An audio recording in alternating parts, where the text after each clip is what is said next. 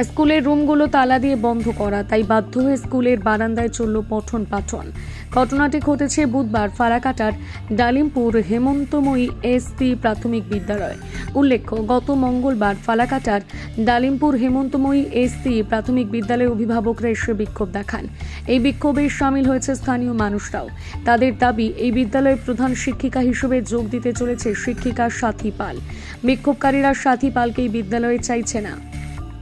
জানা গিয়েছে, শিক্ষিকা সাথী পাল এই বিদ্যালয়ে আগে সহকারী শিক্ষিকা হিসেবে কর্মরত ছিলেন।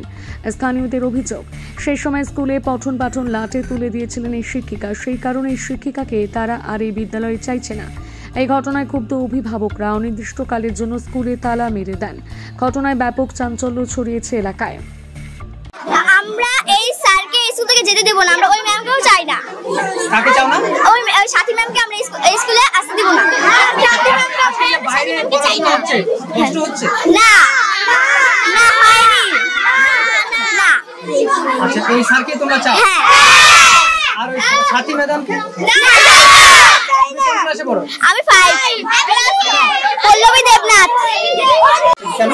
এই বিষয়ে আমার কোনো মন্তব্য। মানে কি স্কুল তালা মেরে রেখেছে কেউ? ওখানে বাইরে পড়াচ্ছেন? হ্যাঁ, আচ্ছা, আপনি স্কুলে এখন কি দায়িত্বে আছেন? কোনো দায়িত্ব নেই, আমি অ্যাসিস্ট্যান্ট টিচার হিসেবে। আপনার নাম? শঙ্কর। এই স্কুলে ছাত্র সংখ্যা কত রয়েছে? আমি এই বিষয়ে আর কিচ্ছু বলতে চাই। কারণ এই স্কুলে আমরা শঙ্কর স্যারকে চাই। উনি মানে যদি ক্লাসরুম খোলা থাকে, সব কিছু খোলা থাকে, তাহলে ওনার যেখানে যাওয়ার জন্যই আছে সেখানে উনি চলে যাবে, আর এখানে সাথী ম্যাডাম চলে আসবে। আমরা চাই না সাথী ম্যাডাম এখানে আসুক, আমরা শঙ্কর স্যারকে চাই। উনি আসার পরে আমাদের এই স্কুলে অনেক মানে উন্নয়ন হয়েছে। এখন ছাত্ররা ওরা সবাই নার্সারি মানে ওই স্কুল বাদ দিয়ে আমরা এই স্কুলে আমরা ছাত্রদের ভর্তি করেছি এই শঙ্কর স্যারেরই উপরে নির্ভর করে। এখন এটা মানে কষ্ট তো করতেই হবে, স্যারকে রাখতে গেলে আমাদের সবার কষ্ট করতেই হবে, মানে গরমটাকে সহ্য করতেই হবে। এই ক্লাসরুমে তালা কতক্ষণ লাগানো থাকে? যতক্ষণ আমরা এটার কোনো শুরু না হবে ততক্ষণ এটা বন্ধ থাকবেই। দিদি, আপনার নাম? আমার প্রতিমা বর্মন সরকার। আপনার কে পড়ে স্কুলে? আমার ছেলে আছে 2 জন, একজন ক্লাস 4, একজন ক্লাস 3। সাথী পালকে এই স্কুলে আসার জন্য আমরা আসার না বলতে জন্য সাথী পাল এই স্কুলে আসে না। এর আগে সাথী পাল ছিল, তখন আমি পঞ্চায়েত সদস্য, কিন্তু সাথী পালের ক্লাস করার মনোনীত নাই। তাছাড়া গার্জিয়ানের সাথে মিল নাই, ছাত্রর কটু কথা বলে। আর 11টা, 11:30, 12টার সময় স্কুলে আসে। আসার পরে দেখা গেল মোবাইল নিয়ে আরও আধা ঘন্টা কাটলো, ক্লাস করার কোনো মানবিকতা নাই। এই জন্য সব গার্জিয়ান যা সবাই মিলে সাথী পালকে যেন এই স্কুলে নেওয়া না হয়, এই জন্য সবাই মিলে একত্র হয়েছে। তালা কি অভিভাবকরাই মেরেছে? হ্যাঁ, তালা অভিভাবকরা মেরেছে। তালা মারার কারণ ওই সাথী পালকে নিয়েই। সাথী পাল যেন এই স্কুলে আসতে না পারে, আর শঙ্কর বাবু যে হিসেবে আছে ওই হিসেবে যেন থাকে। তালা কতক্ষণ লাগানো থাকে? তালা যতদিন শুরু হয় না হয় অতদিন থাকবে। বাইরেই পঠন পাঠন? হ্যাঁ, বাইরে হবে। আপনার নাম? অমূল্য বর্মন।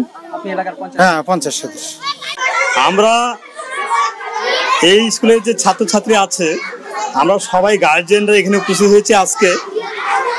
আমরা শুনতে পাইছি যে এই স্কুলে যে শঙ্কর ভৌমিক মহাশয় আছেন, তিনি অন্যত্র ট্রান্সফার হয়েছে, এবং এই স্কুলে বিগত কালে অন্তত 5 বছর আগে সাথী পাল নামে এক ম্যাডাম ছিল।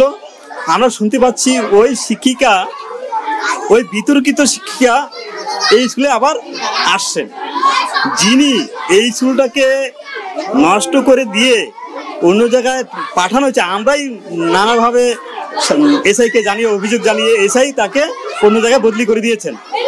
সেই বিতর্কিত ম্যাডামকে আবার এই স্কুলে পাঠাচ্ছে এই স্কুলটাকে অবনতি করার জন্য। এবং আমরা যে দেখতে পাচ্ছেন আমাদের যে বাইরে ক্লাস হচ্ছে, এখানে শঙ্কর ভৌমিক মহাশয় আছেন, উনি স্কুলটাতে আসার পরে স্কুলটাকে এমন একটা সুন্দর পরিবেশে নিয়ে গেছে যে আমরা ওই মাস্টারকে কোনোভাবে ছাড়তে চাচ্ছি না। কেন? আমাদের বাচ্চাদের ভবিষ্যতের কথা চিন্তা করে, এবং এই এলাকার যে সার্বিক উন্নয়ন হচ্ছে স্কুলের, সেই ক্ষেত্রে ওনার ভূমিকা আমরা অস্বীকার করতে পারি না।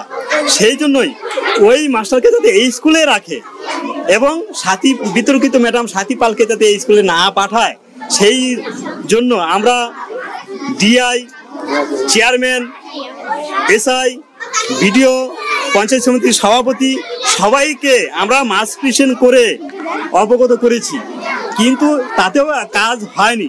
আমরা এই মাস্টারকে রাখতে চাই এবং ওই বিতর্কিত ম্যাডামকে আমরা কোনোভাবে এই স্কুলে ঢুকতে দিব না।